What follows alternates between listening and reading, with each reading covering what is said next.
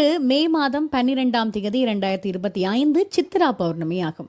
அன்னியை இழந்தவர்கள் அவளுக்காக விரதமிருந்து இறை வழிபாட்டோடு அவளும் எங்களோடு இருக்கிறாள் என்ற எண்ணத்தில் உறவுகள் அனைவரும் ஒன்றிணைந்து உணவருந்தி மகிழ்வதோடு மற்றவர்களுக்கும் உணவு பகிர்தல் இந்த தினத்தின் புனிதமான தினமாக பார்க்கப்படுகிறது. இன்னும் ஒரு பக்கம் பௌத்தர்களாக இருக்கலாம், புத்த பெருமானுடைய வழித்தடத்தை பின்பற்றுபவர்களாக இருக்கலாம். இத்தினத்தை மே மாத பௌர்ணமி தினமாக பார்க்கிறார்கள். புத்த பெருமானுடைய பிறந்த தினமும் என்றுதான், புத்த பெருமான் புத்தகாயாவில் புத்த நிலையை அடைந்த தினமும் என்றுதான், பரிபூரண நிலைக்கு சென்ற தினமும் இதுவாகத்தான் இருக்கிறது.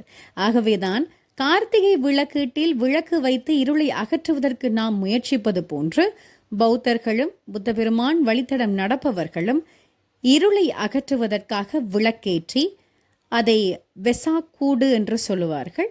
அவ்வாறான வெசாக்கூடுகளில் தங்களுடைய திறமையையும் கலை உணர்வையும் வெளிப்படுத்தி வீதிகள் முழுவதுமாக காட்சியாக வைத்திருப்பார்கள். அதை பார்ப்பதற்கு எங்கிருந்தோ எல்லாம் தலைநகருக்கு வருவார்கள். அந்தந்த ஊர்களிலும் மிகச் சிறப்பாக இத்தினம் கொண்டாடப்படுகிறது, புத்த பெருமானுடைய பிறந்த நாளாக. இன்னும் ஒரு சிறப்பு தன்சல், உணவை பரிமாறி கொடுத்தல், தானம் செய்தல் என்று சொல்லுவோம் தானே, அது இருக்கும்.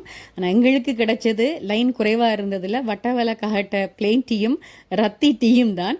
அதுவும் குறிப்பாக சிரச கலாப்ப இம்முறையும் வெகு சிறப்பாக கொண்டாடப்பட்டு வருகிறது, அமைக்கப்பட்டிருக்கிறது. மிகப்பெரிய நீண்டதொரு பெரஹராவும் அவர்களால் ஏற்பாடு செய்யப்பட்டிருந்தது. அவற்றை தான் இங்கு பார்த்து கொண்டிருக்கிறீர்கள். முடிந்தால் தலைநகரில் இருப்பவர்கள் நாளைய தினம் கங்காராம, சிரச கலாப்ப போன்ற இடங்களுக்கு சென்று பார்வையிட்டு மகிழுங்கள்.